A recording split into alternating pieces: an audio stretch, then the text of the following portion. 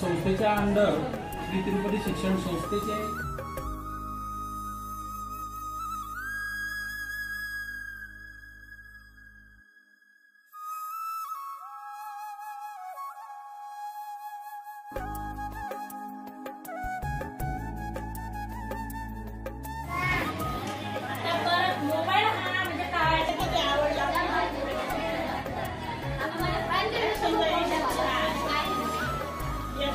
आपण बघायचं सर्व घरातले फॅमिली मिळून बघायचं.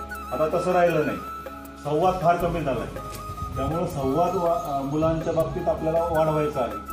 शाळेतून आल्यानंतर काय त्याला हवं नको, काय झालं शाळेमध्ये, त्याच्या मनामध्ये काय चालू आहे, आईशिवाय कोणालाही कळू शकत नाही, वडिलांना सुद्धा कळत नाही त्या मुलाच्या मनामध्ये काय चालू आहे, त्या मुलीच्या मनामध्ये काय चालू आहे.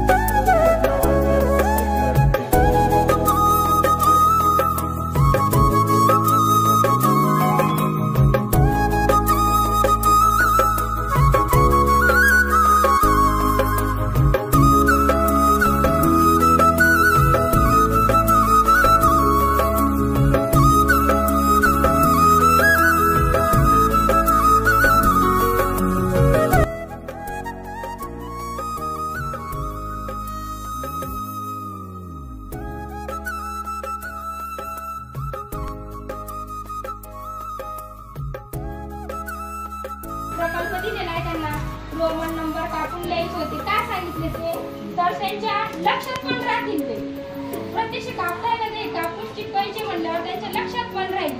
त्यासाठी मी त्यांना दिलेलं होतं आणि जी ऍक्टिव्हिटी दिली इथून पुढे तर ती करायला लावा.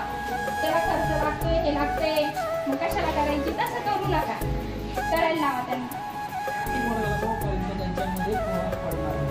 आणि हा अंतःकरणात जाण्याचा फरक जर आपण आज पाडला तर तुम्हाला 10वीला गेल्यानंतर हे मुलं 10वीला गेल्यानंतर नाहीच बोलणार.